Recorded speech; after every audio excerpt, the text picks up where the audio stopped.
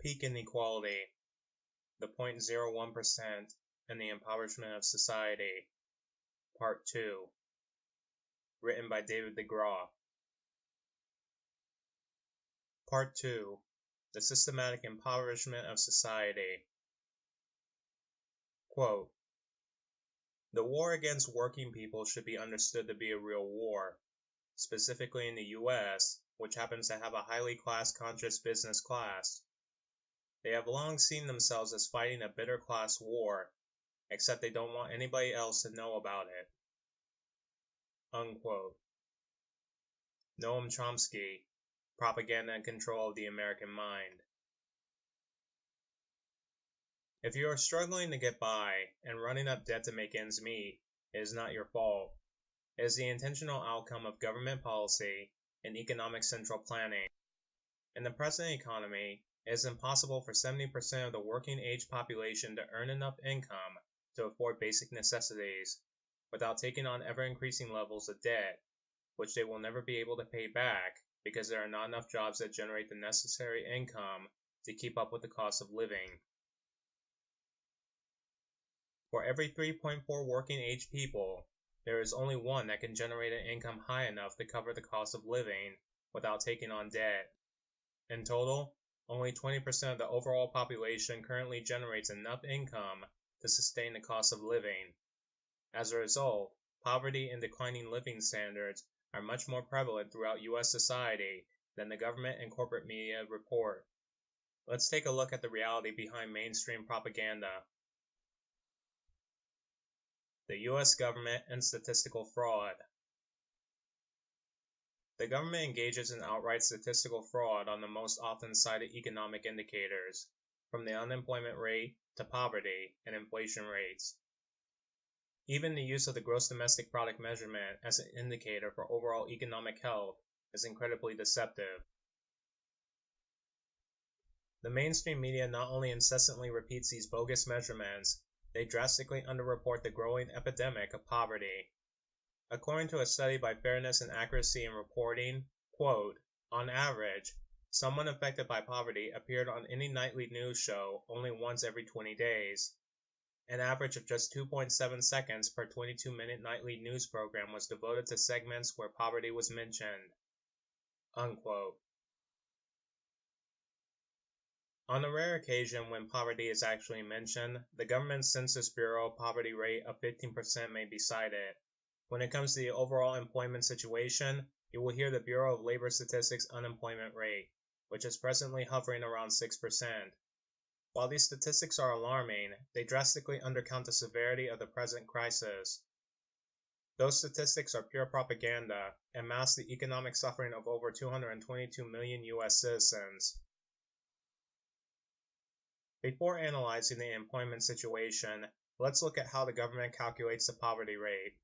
The methodology behind the federal poverty rate was designed in 1963. It is incredibly outdated and significantly undercounts how much it costs to live in today's economy. It uses the extremely flawed Consumer Price Index, CPI, inflation rate to establish a poverty threshold.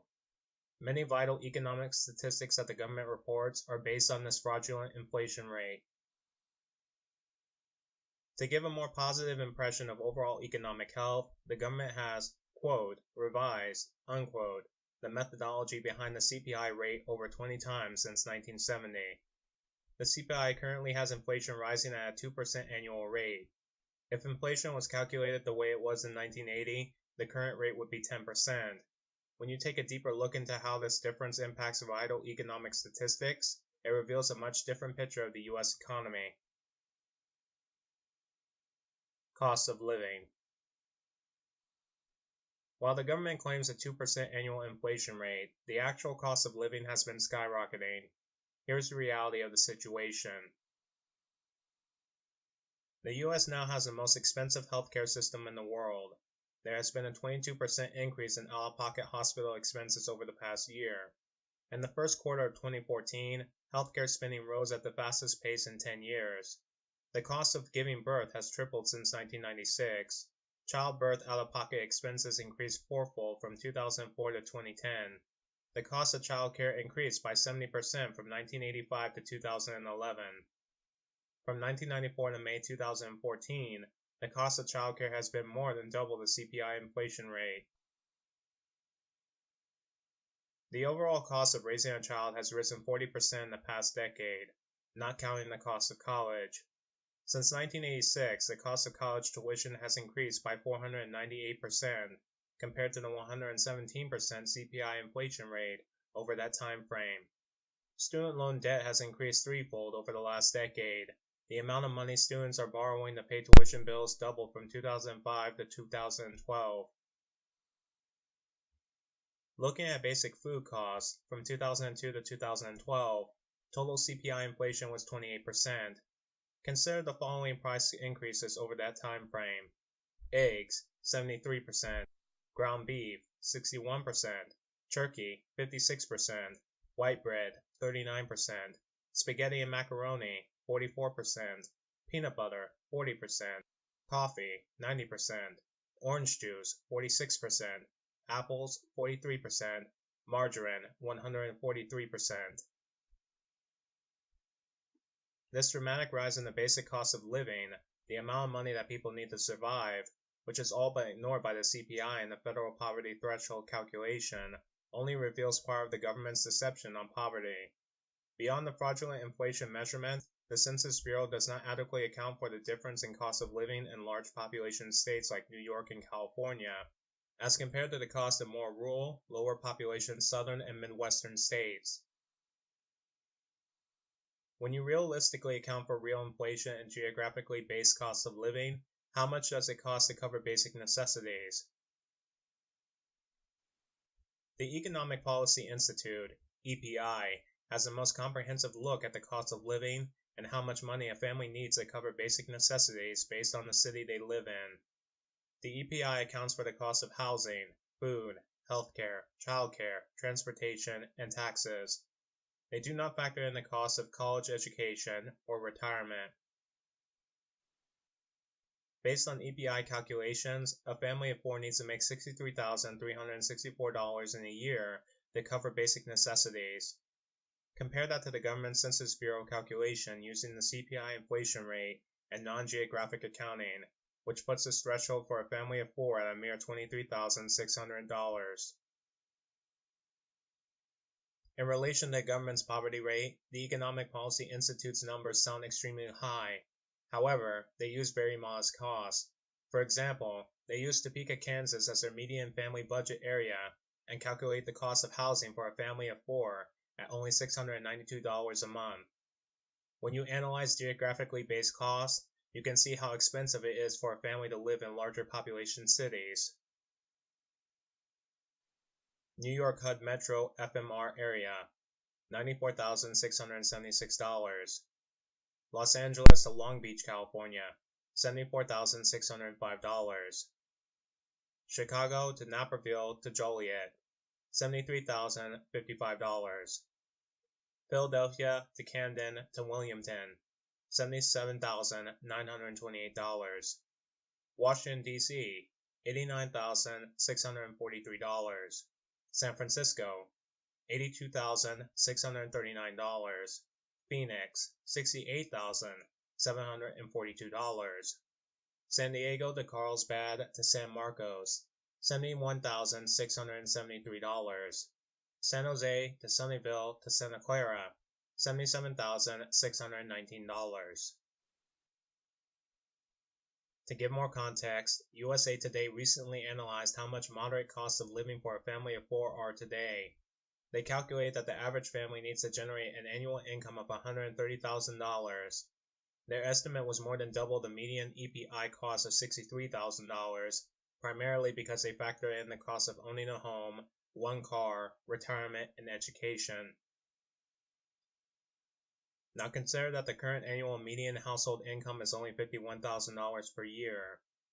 While overall wealth and the cost of living have skyrocketed, median household income has declined 8.3% since 2007 and 9% since 1999. To further demonstrate how dramatically the cost of living has truly risen since 2007, while median household income declined 8.3%, their overall wealth has declined 43%. For more historical context and to further demonstrate how corrupt the government and economic system have become, if household income had kept pace with the overall economy since 1970, the current annual median would be $95,000, almost double what it presently is. On top of that, it was normal to have only one wage earner per household in 1970, as compared to two now. Extreme poverty. If we look at the government poverty threshold for what it truly is, an indicator of extreme poverty, then it has a little more legitimacy. As the National Center for Children in Poverty reported on the government's poverty threshold, quote, research shows that, on average, families need an income of about twice the level to cover basic expenses, unquote. When we count the percentages of the population that double the government's poverty threshold as living in poverty, the poverty rate explodes from 15% of the population to 47%. Now you can see one of the reasons why the government falsifies the inflation rate. The government will not make this long overdue adjustment because that would mean they would have to admit that 150 million people are currently living in poverty and simply cannot afford the cost of basic necessities. According to the Census Bureau, 28% of children are now born into poverty. This marks a dramatic increase from an already alarming 25% in 2008. In total, the Census Bureau reports that 22% of children live in poverty. However, when we make proper adjustments to the methodology of the poverty rate, an even more horrifying 45% of children live in poverty. That means that there are currently 33,389,063 U.S. children living in households that cannot afford basic necessities. It would only take 0.03% of the 1%'s wealth to lift every one of these children out of poverty. Overall, from 2000 to 2010, the Census Bureau found that the percentage of people living in poverty-stricken neighborhoods grew 18.1% to 25.7%. Extrapolating out to today, we can estimate that 82 million people presently live in extreme poverty-stricken neighborhoods. Extreme poverty-stricken neighborhoods can become a relic of the past with 0.5% of the 1%'s wealth. For a deeper understanding of why poverty is growing so rapidly, while overall wealth is also growing, let's analyze the government's fraudulent unemployment statistics. Unemployment and underemployment. Other than the deceptive poverty rate, unemployment is much worse than 0.6% that the government reports. The 6% rate does not include part-time workers who need full-time work, long-term unemployed people who have not been able to find work for over 6 months, and, quote, discouraged workers, unquote, who do not consistently look for work. When you account for these groups, as the Bureau of Labor Statistics, BLS, did until 1994, the real unemployment rate is currently 23.2%. For an example of how deceptive government unemployment reporting is, the BLS June 2014 job report decreased the unemployment rate and was portrayed in the mainstream media as a very positive result, with 288,000 jobs added. However, in June, 523,000 full-time jobs were eliminated, and 800,000 part-time jobs were added, providing the illusion of job growth and a reduction in the government's unemployment rate.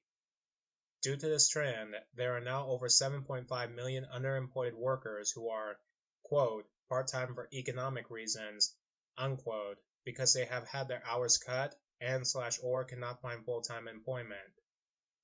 None of these people are counted in the official government unemployment total.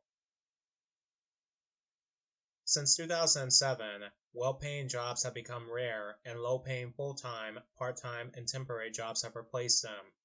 This has also become a downside of the new healthcare law, as companies are cutting back full-time employment so they don't have to pay for workers' healthcare. In total, 50% of jobs created over the past 3 years are, quote, low-paying, unquote, mostly in retail, food service, or temporary help. Low-paying jobs pay 80% or less of median wages. The bottom line, in a nation of 318.6 million people, with a working-age population of 213 million people, there are now only 118 million full-time jobs and 28 million part-time jobs, according to the BLS.